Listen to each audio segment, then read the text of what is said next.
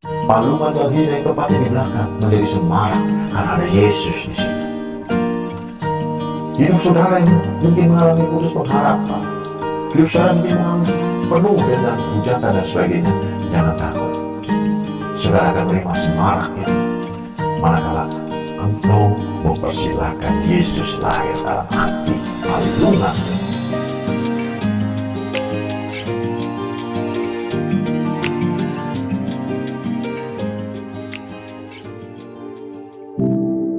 Salam saudara-saudara yang kekasihi di dalam nama Tuhan Yesus Kristus. Puji Tuhan, salam persatuan tubuh Kristus. Dan biarlah kita yang satu anggota tubuh Kristus. Dari Sabang sampai Merauke, entah gereja apapun saudara latar belakangnya, yang penting kita satu dalam firman-Nya, dalam Tuhan Yesus Kristus. Amin saudara-saudara. Puji Tuhan, kita bisa kembali lagi dalam acara ini, dalam perenungan firman Tuhan yang disampaikan dengan sederhana, tapi berharap menjadi efek yang luar biasa untuk hidup saudara dan saya. Puji Tuhan saudara-saudara, di bulan Desember ini, semua orang sibuk tentu mempersiapkan acara-acara Natal dan sebagainya, paduan suara dan sebagainya di gereja masing-masing. Saudara mungkin sibuk saat ini ya, tetapi marilah kita sejenak akan merenungkan firman Tuhan, supaya hidup saudara senantiasa menerima firman Tuhan dan dapat melakukan firman Tuhan dalam aktivitas apapun. Mari kita berdoa. Bapa di dalam surga, terima kasih pada kesempatan hari ini. Bersyukur kami bisa kembali mendengarkan perenungan firman-Mu yang disampaikan oleh hamba-Mu dengan cara yang sederhana, tapi berharap menjadi luar biasa dalam hidup kami. Terima kasih Bapa, berfirmanlah Tuhan, sucikan kuduskan hamba-Mu dan berikan pengertian yang baru mengenai firman-Mu, agar kami hari lepas hari perbaharui rohani kami dan menjadi Kristen yang dewasa dari hari lepas hari. Di dalam nama Tuhan Yesus Kristus kami serahkan pemberitaan firman Tuhan pada saat ini. Haleluya, amin. Puji Tuhan saudara-saudara, puji Tuhan pada kesempatan ini.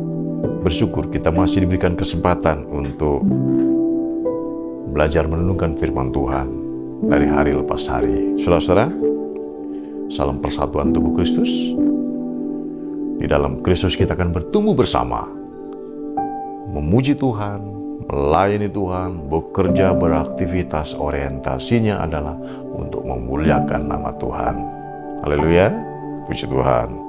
Nah, di bulan Desember ini biasanya saudara dan saya mungkin sibuk dengan acara-acara Natal. Ya, di gereja banyak acara, paduan suara dan sebagainya untuk mengekspresikan kegembiraan karena ada terang yang datang, terang yang menaungi hidup kita semua. Ya, tuntunan firman Tuhan yang menuntun kita hidup menurut dan sekehendak firman Tuhan dalam hidup kita. Melalui keteladanan Tuhan Yesus, pelayanan Tuhan Yesus di bumi, kita teladani dalam mengasihi, dalam mengampuni, dalam memberkati orang juga, kita teladani semuanya. Oleh sebab itu saudara-saudara, terang tidak akan terasa manfaatnya manakala di sekelilingnya sudah terang. Nyala lampu tidak akan bermanfaat banyak di sekitar lampu yang sudah banyak menyala, tapi akan terasa manfaatnya, akan terasa efeknya manakala lampu itu berada di tempat gelap, sekelilingnya gelap. Maka betapa pentingnya lampu itu, betapa pentingnya pelita itu. Demikian halnya juga dengan kejadian Natal, dengan peristiwa Natal. Kenapa Natal begitu istimewa, khususnya bagi anak-anak Tuhan? Itulah peristiwa di mana dunia dilanda kegelapan, hidup dengan semaunya sendiri. Maka disitulah Tuhan Yesus Kristus, yang adalah Dia sendiri, turun ke dunia menjadi manusia, mencontohkan kepada umatnya dalam mengasihi, dalam mengampuni, dalam memberkati, laksana cahaya dalam kegelapan. Walaupun saudara tahu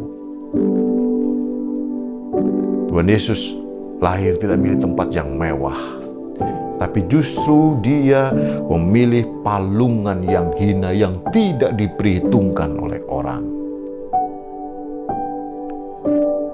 Demikian juga Tuhan Yesus hadir pada saat hati orang yang remuk redam, mau menyerah, merasakan kehadiran yang membutuhkan kehadiran Tuhan.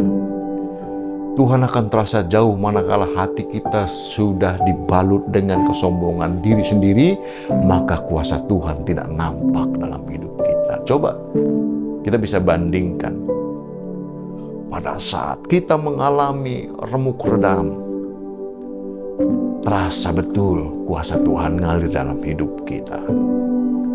Tapi manakala hati kita diliputi hal-hal yang lain, maka kuasa Tuhan tidak akan pernah terasa berarti dalam hidup kita. Mari kita akan baca dalam Yesaya 9 ayat 1 sampai dengan 6. Ini nubuatan tentang lahirnya seorang juru selamat, Raja Damai. Yesaya 9 ayat 1 dan 6. Bangsa yang berjalan di dalam kegelapan telah melihat terang yang besar. Ya. Mereka yang diam di negeri kekelaman, atasnya terang telah bersinar. Engkau telah menimbulkan banyak sorak-sorak dan sukacita yang besar. Mereka telah bersukacita di hadapanmu, seperti sukacita di waktu panen, seperti orang bersorak-sorak di waktu membagi-bagi jarahan. Ya. Sebab kuk yang menekannya dan gandar yang di atas bahunya, serta tongkat si penindas telah kau patahkan seperti pada hari kekalahan Midian. Ya.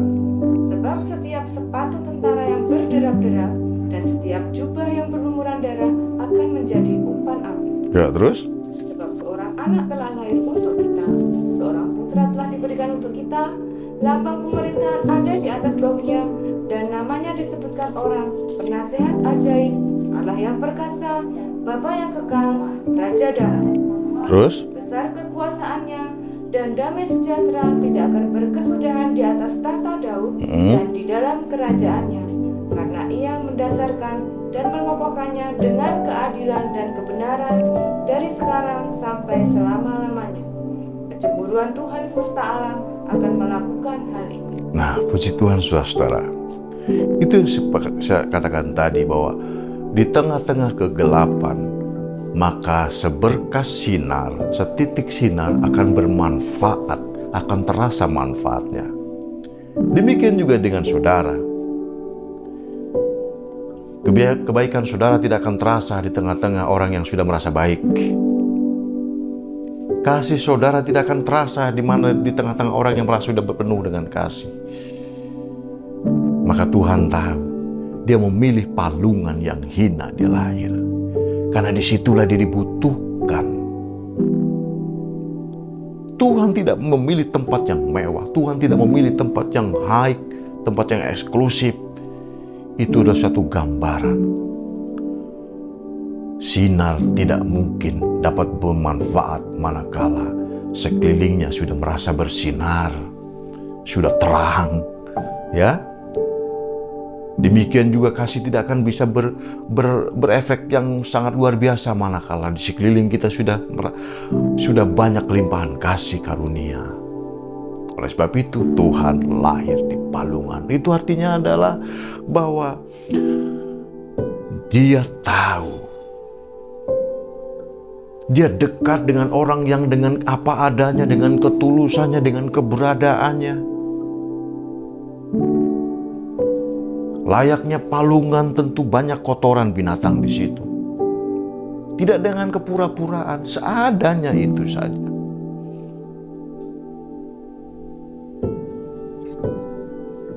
Saudara-saudaraku yang kasih dalam nama Tuhan Yesus Kristus,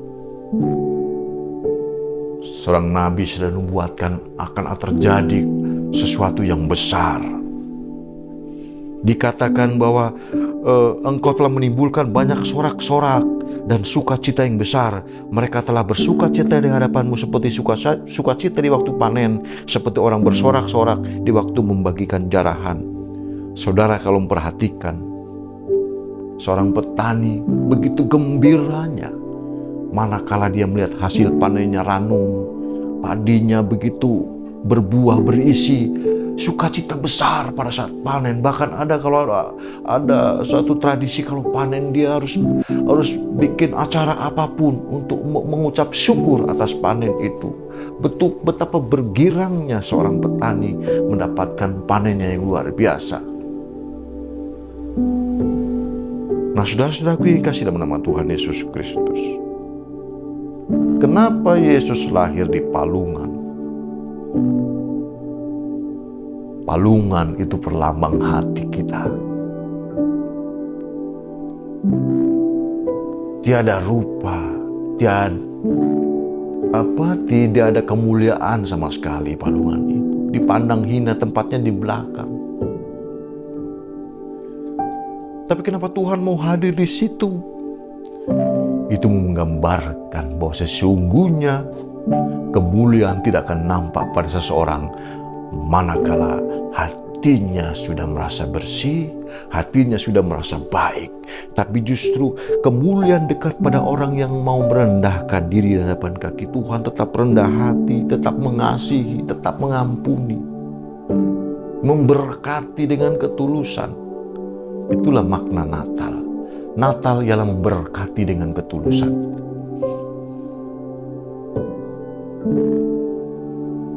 Kalau di dalam Natal tidak ada ketulusan, maka tidak mungkin dia mau lahir di kandang domba yang hina. Justru karena ketulusannya, dia tidak mau gaduh. Itulah ciri pekerjaan Tuhan. Pekerjaan Tuhan tidak gaduh.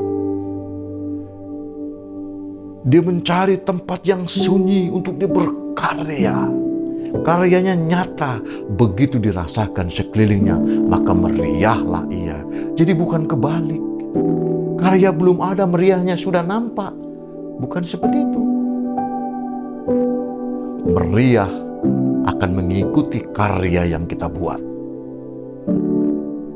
Itulah Natal.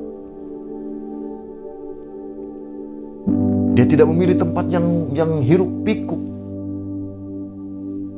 Karena memang dengan kesibukan yang luar biasa, maka semua penginapan tutup. Artinya apa? Karena semua orang sibuk, tidak mau menerima keberadaan Tuhan dengan apa adanya. Tapi hanya palungan yang kotor, palungan yang tersembunyi mau menerima pribadi Tuhan Yesus Kristus. Karya di situ nyata, maka tersiarlah kabar semarak pun nampak. Itulah ciri-ciri kalau Tuhan bekerja, berkarya buat kita. Jadi berkarya dulu baru semarak nampak. Jadi tidak semarak dulu, berkarya belakangan. Tidak. Saya mengingatkan pada saudara-saudara semuanya bahwa di ayat yang 1 sampai ke 2 dalam Yesaya tadi, bahwa itulah suatu gambaran bahwa supaya ada terang, dikatakan ayat 2, engkau telah menimbulkan banyak sorak-sorak dan sukacita yang besar, mereka telah bersukacita di hadapanmu seperti sukacita di waktu panen, seperti orang bersorak-sorak di waktu membagikan jarahan. Ayat 3, sebab kuk yang menekannya dan gandar yang di atas bahunya, setelah tongkat dipenindas telah kupatahkan seperti pada hari kekalahan Midian. Jadi di dalam peristiwa Natal terkandung juga ada kelepasan beban.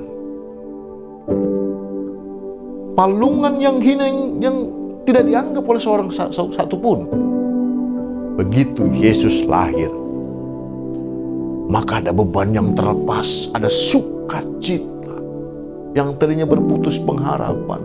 Ada berapa saudara yang saat ini mengalami putus harapan dengan pekerjaan saudara, dengan pelayanan saudara. Tetapi begitu tetap menerima Tuhan Yesus dalam hati kita, lahir dalam hati kita, ada semarak seorang yang petani yang sedang panen, bersukacita, bersorak-sorai. Artinya kehadiran Tuhan dalam hati kita mampu membuat apa yang tidak semarak menjadi semarak. Oleh karena apa? Karya Tuhan di dalam Natal itu, kalau kita memahami, sangat besar dalam hidup kita.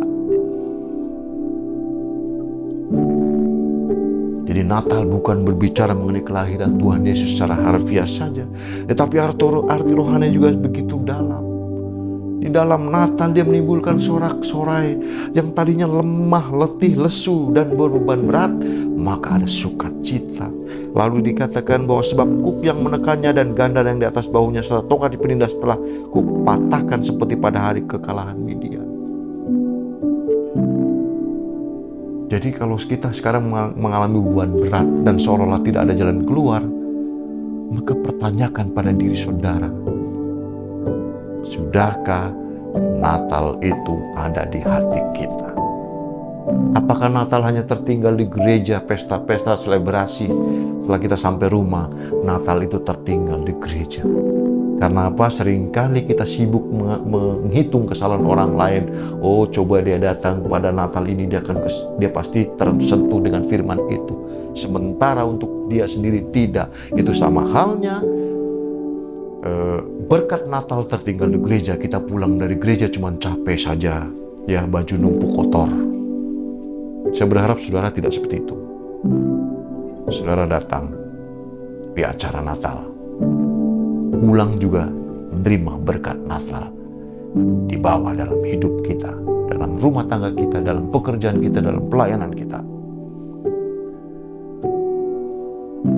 Jadi dari peristiwa Natal itu yang dibuatkan dalam Nabi Yesaya, efeknya itu menjadi orang menjadi sukacita. Dan juga menandakan ciri bahwa kalau Tuhan bekerja itu tidak gaduh. Tidak gaduh duluan gitu loh ya. Artinya kalau Tuhan bekerja itu berkarya dulu, semarak kemudian. Ya. Coba saudara kalau baca kisah Natal di Perjanjian Baru, nanti saudara akan temukan hikmat itu. Tuhan tuh kalau bekerja berkarya dulu, baru semarak kemudian. Tidak terbalik. Yang terbalik tuh biasanya pekerjaan iblis. Heboh gitu ya. Tapi pekerjaan Tuhan tidak. Pekerjaan Tuhan tuh tenang. Tapi pasti. Tantangan, ya pasti banyak. Ya. Oleh sebab itu, dalam peristiwa Natal itu, kenapa Tuhan memilih lahir di Palungan? Kenapa Yesus Kristus lahir di Palungan? Karena disitulah tempat sunyi, tempat yang apa adanya, yang mau menerima yang ada. Dia sudah keliling penginapan, sudah tidak ada, penuh hati sibuk dengan kehidupan masing-masing. Kalau diartikan secara rohani, Yesus ingin hadir dari hati pribadi lepas pribadi, tetapi mereka sibuk dengan kesibukan sendiri-sendiri, dengan opininya sendiri, dengan kesibukannya sendiri, hatinya tertutup. Tapi justru hati yang laksana Palungan terbuka, tempat tersembunyi, yang tidak dipikirkan. Bekerja juga mungkin dari masih kecil, buat makan aja nggak cukup kadang-kadang. Pelayanan juga ya masih pelayan begitu-gitu aja, nggak mungkin cukup gitu kan. Tantangannya seperti itu. Tapi manakala Tuhan bekerja, berkarya di Palungan itu, semarak pun luar biasa. Seantero negeri mendengar, dan sampai sekarang kita mendengar kesaksian Yesus lahir di Palungan. Itu karena karya Tuhan besar dalam hidup kita. Saya berharap saudara dalam memaknai Natal itu untuk diri sendiri. Anggap Palungan itu adalah hati kita. Manakala hati kita siap, hari lepas hari Yesus lahir dalam hidup kita, maka perintahnya adalah kasihilah musuhmu seperti engkau mengasihi dirimu sendiri. Ajaran Tuhan Yesus kita pakai. Nggak apa-apa orang mencibir kita, nggak apa-apa orang membenci kita. Biarkan saja orang menyaksikan kita, orang meragukan kita, nggak apa-apa. Kita hanya berkata, Tuhan, saya hanya berharap kepada Engkau. Izinkan saya terus untuk memohon belas kasihan-Mu, supaya Tuhan pimpin saya, supaya Tuhan pimpin pelayanan ini, supaya Tuhan pimpin pekerjaan ini, supaya Tuhan pimpin bisnis ini. Nggak perlu kita sakit hati. Saudara mungkin palungan-palungan yang hina yang saat ini tidak dianggap orang. Persiapkanlah Yesus lahir dalam hatimu. Izinkan dia lahir dalam hatimu, memimpin hidupmu tumbuh besar, dewasa dalam hatimu. Maka engkau akan sepadan dan layak menjadi gereja-gereja Tuhan. Dan layak saudara menjadi masuk dalam persatuan tubuh Kristus yang kuat. Saudara-saudaraku yang kasih dalam nama Tuhan Yesus Kristus, melalui pesan Natal ini, saya berharap saudara semakin hari semakin dewasa imannya, semakin luar biasa dipakai dalam pelayanan bagi saudara yang pelayanan, semakin diberkati usaha saudara, bisnis saudara, rumah tangga saudara. Saya berharap tanpa diminta pun saya tetap akan berdoa untuk saudara, bergumul menopang pergumulan saudara. Karena itu sudah janji kami siapa Tuhan sebagai pelayan-pelayan Tuhan. Pelayan Tuhan itu hanya keset. Tempat orang membersihkan kaki manakala kotor. Keset tidak boleh berontak. Manakala keset ditunjuk-tunjuk, dibuang dengan menutup hidung, keset tidak boleh menolak. Dia akan terima dengan ucapan syukur. Itulah keset. Oleh sebab itu, saudara jangan coba-coba mengaku sebagai keset, sebagai pelayan Tuhan kalau saudara masih menghujat Tuhan, tidak mengasihi Tuhan, tidak menahan mulut saudara untuk tidak membenci sesamanya. Jangan mengaku saudara keset. Jangan mengaku saudara hamba Tuhan, mengaku keset. Tapi manakala saudara baru diomong sedikit langsung saudara keluar tanduk. Tidak. Saya juga belajar, kita semua belajar menjadi palungan-palungan yang berserah kepada Tuhan. Palungan-palungan yang berserah dipakai untuk karya besar Tuhan. Palungan tempat sepi di belakang tempatnya. Tapi manakala Tuhan berkarya, semarak pun meliputi kita semua. Amin, saudara-saudara. Jadi saudara tidak perlu berkecil hati. Kalau saudara saat ini mungkin pelayanan masih kecil, saudara mungkin melayani Tuhan masih terseok-seok, saudara tidak perlu kecil hati. Terus izinkan saudara menjadi palungan supaya Tuhan lahir di hati saudara. Dan semarak nanti mengikuti karya yang saudara buat untuk Tuhan. Jadi jangan kebalik ya saudara-saudara. Pekerjaan Tuhan itu lembut, tidak gaduh. Berkarya, semarak pun mengikuti. Jadi jangan semarak dulu, baru berkarya. Kadang-kadang lupa. Oleh itu saudara-saudara yang kasih dalam nama Tuhan Yesus Kristus, melalui pesan Natal ini yang tertulis dalam Yesaya tadi, kita ambil satu kesimpulan bahwa apa yang sekiranya mustahil bagi pemandangan kita, ternyata bagi Tuhan tidak ada yang mustahil. Palungan yang hina yang tempatnya di belakang menjadi semarak karena ada Yesus di situ. Hidup saudara yang mungkin mengalami putus pengharapan, hidup saudara mungkin mengalami penuh dengan hujatan dan sebagainya, jangan takut. Saudara akan menerima semarak itu manakala engkau mempersilahkan Yesus lahir dalam hati palunganmu. Amin, saudara-saudara. Puji Tuhan. Saya berharap melalui renungan firman Tuhan yang singkat ini dapat ambil kesimpulan. Berkaryalah. Biarlah semarak itu Tuhan yang mengerjakan. Demikian juga hanya palungan tempat Yesus lahir. Dia tempat sunyi. Dia apa adanya, tidak dibuat-buat dengan ketulusan. Dia seperti itu. Tapi manakala Tuhan hadir, lahir di situ, semarak pun nyata sampai selama-lamanya. Dan sampai sekarang kita dengar kisah tentang itu. Tentang karya Tuhan yang luar biasa. Puji Tuhan, saudara-saudaraku kasih dalam nama Tuhan Yesus Kristus. Dari kisah ini, dari nubuatan yang ribuan tahun digenapi oleh Tuhan, kita bisa mengambil kesimpulan bahwa janji Tuhan itu iya dan amin.